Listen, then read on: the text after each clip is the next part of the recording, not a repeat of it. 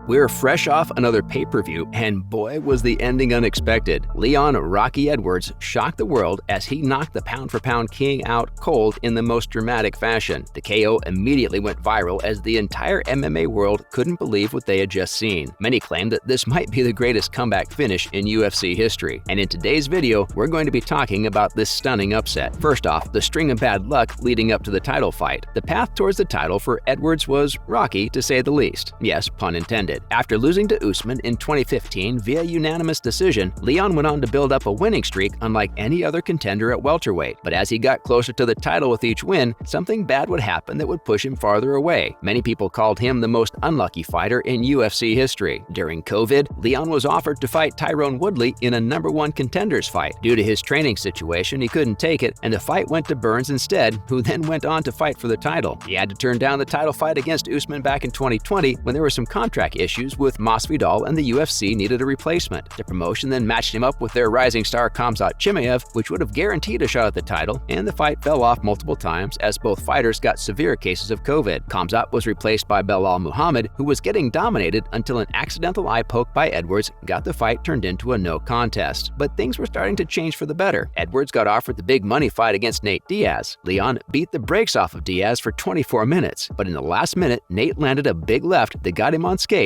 And even though Edwards got the win, the night belonged to Nate. 10-fight unbeaten streak, not losing for more than 7 years, becoming a well-rounded fighter, he had to do it all to get that shot. The rematch against Usman was long awaited, and it was something that he thought he should have gotten 2 years ago before all this madness happened. Now it was up to him to make the most of it. Next up, headshot, bang, and new. Edwards got his shot in the main event of UFC 278. The fight was in Salt Lake City, which is a hard place to compete in for 5 rounds. This was the first time in UFC history that two guys with a double-digit unbeaten streak were about to fight each other. Round 1 started the way we expected, with Usman pushing the pace and trying to get the takedown. And then the most unexpected thing happened. Edwards ended up taking Usman down, and he became the first man in the UFC to do so. That won't be the only feather in his cap by the end of the night, but still a great accomplishment. After a dominant first round for the challenger, in which he controlled the mount and took Usman's back, the second round started, and the Nigerian Nightmare started taking over. The fight was competitive, but it looked like every single one of Usman's fights. He controlled his opponent against the cage and kept adding up the control time. The striking exchanges were close, but the wrestling threat was too overwhelming, and the former champ was winning every single round. At the end of the fourth, we saw Edwards' corner screaming at him to get the finish because that's what he needed to win. The fifth round was going pretty much the same way, and at the 4-minute mark, everyone had counted him out, and it looked like there was nothing left to see. But it's MMA we're talking about. It'll always find a way to surprise you. Leon landed a left high kick with just 1 minute left that ended the fight instantly as Usman went out cold. It was a moment that we couldn't process. The UFC played the Rocky theme song in the arena as we just witnessed one of their greatest underdog moments. His post-fight speech will be remembered for ages. Came up from nothing to the UFC world champion. Pound for pound, headshot, dead. What a night. Next up, will there be a trilogy? Leon was asked leading up to this fight about what he'll do when he becomes the champ. He gave a lot of respect to Usman and said they'll probably have to fight for the belt again. Once the fight ended, Dana was asked about the trilogy as well, and he was all for it. Edwards is only the second fighter from the UK to win a UFC championship. The first one was Hall of Famer Michael Bisping. This was a historic night for the British MMA scene, and Dana wants to capitalize on that. He said he wanted to book the rubber match in England, preferably in Birmingham where Leon grew up. What a moment that would be for the 30-year-old. Not only is he bringing the belt back home, but he's also defending it in his hometown. After a vicious KO like that, we'll probably have to wait for a while before Usman gets cleared to fight again. In the meantime, there are plenty of other options for the champ to choose from. Leon also talked about the Masvidal fight. That's a guy he's been after ever since the 3-piece and a soda incident in Liverpool. Edwards said he'd give Jorge a title shot just because of how personal it is between them. There's already a story there, and it'll definitely sell a ton of pay-per-view tickets. It'll be perfect to get that fight in, and Usman can get some time off before he makes a comeback. Other related news. First up, Luke Rockhold's final fight. The world was excited to see the comeback of the former middleweight champion. He'd been out since 2019 after losing to Jan in a devastating fashion. Luke had talked about getting back in there, but he wanted an opponent that really got him motivated. Enter the Eraser. Costa was the perfect guy for Rockhold to fight. He was one of the top contenders, a former title challenger, and a fellow handsome guy. Even the UFC started promoting it as the fight for the most good-looking guy in the UFC. The two of them put on a war that got him the Fight of the Night title. Luke was visibly exhausted after the very first round. Something about the air in Salt Lake City, or the fact that he was out for many years. Luke continued to fight back, and they both landed some big shots on one another. Despite the body language of Luke, he still still made it competitive, and Costa couldn't get him out of there. In the final moments of the fight, Rockhold got the takedown, and he rubbed his blood all over Costa's face. It was a really weird moment that went viral all over the internet. Costa won via unanimous decision, and Luke decided it was time to hang up the gloves. He said he couldn't do it anymore. He gave it his all, and now he's too old. Luke thanked everyone for the opportunity, and everyone applauded him for the great career he's had. What a legendary way to go out. Up next, Aldo's title aspirations are over. If there's one thing everyone wanted, it was for Jose Aldo to get the win and fight for the title one more time. The UFC legend had made it clear that he wanted to make one last run for the title so he could retire on top, and we all wanted to see that happen. As the former featherweight champion walked out, the entire stadium gave him a standing ovation, but the fight didn't play out the way he wanted. Merab kept shooting for takedowns, and Aldo kept on defending them in an impressive fashion, but Merab wouldn't stop shooting, and he added a lot of control time. The fight was pretty boring. Not much happened. The only thing you could possibly take away was Merab's nonstop pressure and cardio, which ultimately got him the win. It does raise the question about Jose's future. Should he continue fighting? Does he have another run in him? Or should he just hang it up? He's got nothing left to lose. He'll go into the Hall of Fame and without a doubt be considered one of the best to ever do it. And finally, the UFC is going to France, a potential title eliminator in the heavyweight division, main evented by the hometown hero. Checks all the boxes. The former interim heavyweight champion, Cyril Gane, will be taking on the fan favorite Tai Tuivasa. Gane is coming off a loss to the champ, which was a close fight that he could have won if he hadn't made some bad decisions. As for Tuivasa, he's been known as a rising star after beating the knockout king Derek Lewis, and he's looking to make his way into title contention as well. The styles match up interestingly because both guys are primarily strikers. In fact, Gane is probably one of the most technical strikers in all of UFC, and we all know that Tuivasa always comes to bang. Someone's light is getting put out, and honestly, this fight can't happen soon enough. That's a wrap for this video. Who do you think will win in the trilogy? Let us know in the comments below. Make sure to give this video a thumbs up and subscribe to our channel for more videos like this.